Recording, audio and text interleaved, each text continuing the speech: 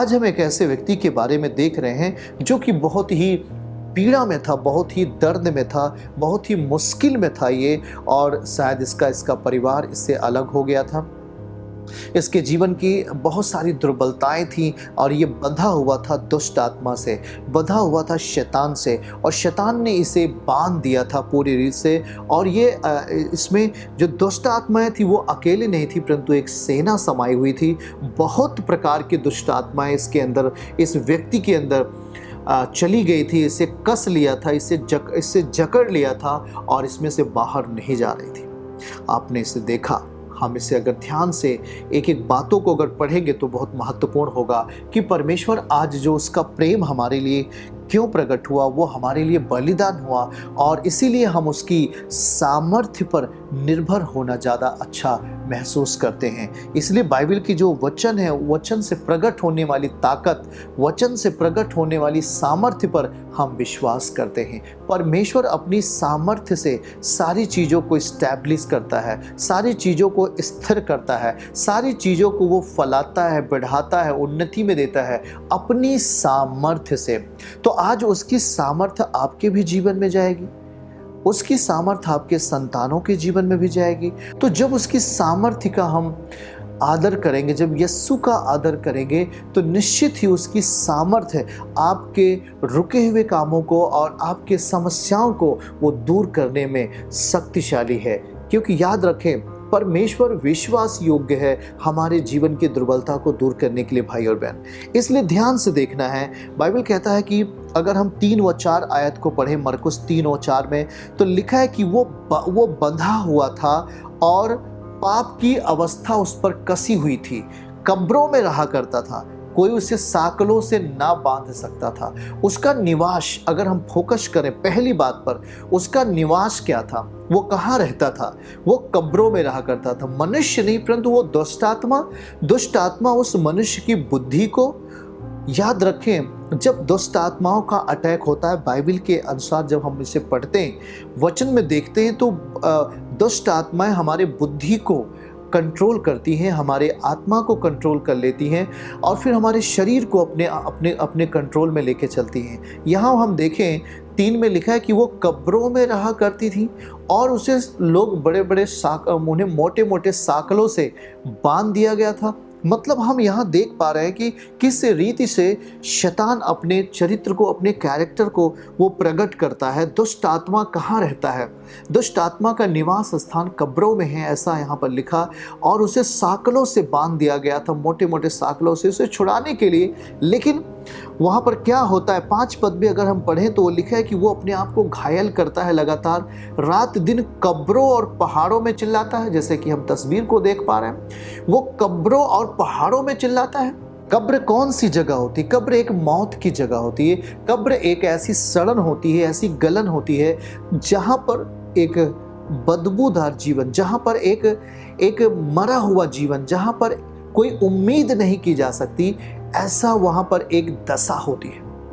वह दशा शैतान मनुष्यों के जीवन में देना चाहता है। क्योंकि हमारा बैरी कौन है? मृत्यु या शैतान? मृत्यु, शैतान हमारा बैरी है।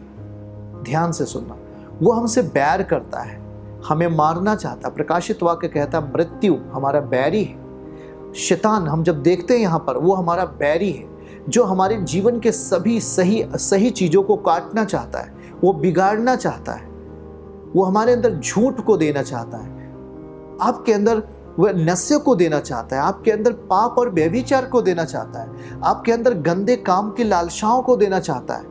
वह बैरी, वह दुष्ट शैतान, यहाँ देखिए उसे वो कब्रों में लेकर रहा करता था और वो 5 पद में लिखा है कि वो अपने पत्थरों से अपने आप को घायल करता था। यह एक बुरी दशा थी और उन दशाओं से निकालने के लिए क्या क्या नहीं किया गया। अगर 6 पद में आए तो वहां पर लिखा है कि उसने यीशु को दूर से पहचान लिया, प्रभु को दूर से पहचान लिया। लेकिन उसके पहले की स्थिति को अगर हम देखें तो वह व्यक्ति बंधा हुआ है साकलों से। शैतान मनुष्य को साकलों से बांध देता है, पत्थरों से घायल करता है और उसे मृत्यु की दशा में लेके चला जाता है। मृत्यु की दशा, साकलों से बांध देना और अपने आप को घायल करना, ये दशा हो जाती है। अगर हम अपने ध्यान को देखें, उठाकर देखें, तो आज मनुष्यों में ये ज़्यादातर ये चीज़ें दिखाई देती हैं कि वो मृत्यु की दशा में चला जाता है और वो अपने आप को घायल करता है, सुसाइड कर लेता है, अपने आप को मार लेता है और कहता है अब हमें आगे जीवन जीने की ज़रूरत नहीं है, अब हमें आगे जीवन जीने की आवश्यकता नहीं है। वो अपने आप को पीड़ाओं में दे देता है, अपने आप को कठोर कर लेता है, अपने आप को बुरी दशा में दे देता है और वो पूरी रीत से नाश होने के रास्ते पे आ जाता है। यहाँ पर दुष्ट आत्मा जब आ गया है तो वो किस रीति से काम कर रहा है? वो पूरी रीति से वो कब्रों में लेकर चला गया है, अर्थात मृत्यु की दशा देना चाहता है। वो मृत्यु की दशा, साकलों से बंधी हुई दशा, अपने आप को ही घायल करना, ऐसी दशा उत्पन्न करने वाला शैतान आज बहुतों के जीवन को इस तरह जकड़ कर रखा हुआ है। बाइबल बता रहा है, वचन सिखा रहा है, आज हमें उन चीज़ों से निकलने की आवश्यकता है, उन चीज़ों से बाहर आने की हमें ज़रूरत है। बाइबल हमें क्यों ये बात को सिखा रहा है? क्योंकि यह एक चरित्र को भी प्रकट करता है, शैतान की सोच को भी प्रकट करता है कि वो मनुष्य को कहाँ रखता है। जब वो मनुष्य के भीतर है, सेना समाई है उसके अंदर, उसका रूप जरा हम पिक्चरों में देखेंगे तो किस रीति से उसका रूप है। उसके अंदर सेना समाई हुई है, उसके बाल ठीक नहीं है, उसके नाखून बड़े बड़े हो गए होंगे और वो उसकी सोच, उसकी विचारधारा, उसकी बुद्धि, उसका विवेक सब कुछ मर गया है। यहां देखिए, अगर इस तस्वीर को हम थोड़ा ध्यान दें तो हाँ, कुछ ये बहुत हद तक सही है तस्वीर। वचन के अनुसार बिल्कुल करेक्ट लिखा गया, करेक्ट दिखाया जा रहा है कि यहाँ पर देखिए कुछ इस रीति से हो सकता है या कुछ इस रीति से जैसा अभी हमने देखा उतरते हुए प्रभु को। उसके बाल बहुत बड़े हो गए होंगे, उसके नाखून बड़े हो गए होंगे। वह एक मनुष्य ही था, लेकिन अब वो एक शिकार हो चुका है, अब वो ग्रसित हो चुका है बहुत सारे दुष्ट आत्माओं से। और जैसी दुष्ट आत्माएं इस व्यक्ति के अंदर जाती हैं, बाइबल कह रहा है कि उसकी बुद्धि क्या हो गई? खत्म हो गई। अब वो अपने आप को घायल करता है। वो कब्र की दशा में उसे लेकर चला गया, जहां पर कोई उम्मीद नहीं है, जहां पर कोई आनंद नहीं, जहां पर कोई शांति नहीं है। कब्र की ही ऐसी दशा होती है। जब एक व्यक्ति नशा करता है और वो नशे से आज़ाद नहीं हो पाता, वह एक मृत्यु की दशा में जाने लगता है। जब एक व्यक्ति बेविचार में गिर जाता है, पाप में चला जाता है और वो अपने जीवन को मृत्यु की दशा में लेके चला जाता है। जब एक व्यक्ति बुरा काम करने लगता है, तमाम ऐसे गंदे कामों को अपने जीवन का हिस्सा बना लेता है, तो उसकी जिंदगी कब्र के समान हो जाती है और वो पूरी रीति से नष्ट होने के रास्ते पे चल पड़ता है। इसलिए यहाँ अगर हम देखें ध्यानपूर्वक तो 3 और 4 में कि वो पूरी तरह कब्र में जाता है। 5वें आयत में भी देखिए तो वो साकलों से बंधा हुआ है, कब्र की उसकी दशाएं हैं, उसकी सोच खत्म हो चुकी है और वो रात दिन पहाड़ों पर चिल्लाता हुआ रहता है, रात दिन चिल्लाता है, अपने आप को घायल करता है, पत्थरों से मारता है। क्या उसे आज़ादी की ज़रूरत थी कि नहीं? उसने कभी भी यीशु का नाम नहीं सुना था, ये भी आप ध्यान से सुनिए। उसने कभी यीशु को जाना भी नहीं था, लेकिन पिता है, पिता जिसने हमसे आपसे प्रेम किया। यूहन्ना 3:16 का आयत उसके जीवन में पूरा हुआ कि परमेश्वर ने जगत से ऐसा प्रेम किया। मतलब पिता ने जगत से ऐसा प्रेम किया कि अपना इकलौता आत्मिक पुत्र, आत्मिक बेटा इस जगत में भेज दिया कि जो कोई उस पर विश्वास करेगा वो नाश नहीं होगा। याद रखो, जब प्रभु उस टाइम में है तो अपने आप को जाहिर कर रहे हैं, अपने आप को प्रकट कर रहे हैं कि जब ये व्यक्ति हमें जानता नहीं, लेकिन वो परमेश्वर सबको जानते हैं, पिता सबको जानते हैं, ईश्वर सबको जानते हैं। शायद आप उन्हें नहीं जानते पर वो आपको जानते हैं। वो सब कुछ जानते हैं, सब जगह वो 1 सेकंड में देख लेते हैं, सारी परिस्थितियों को वो सही कर सकते हैं, सब कुछ अच्छा कर सकते हैं, क्योंकि वो परमेश्वर है, उससे सब कुछ अच्छा और बेहतर हो सकता है।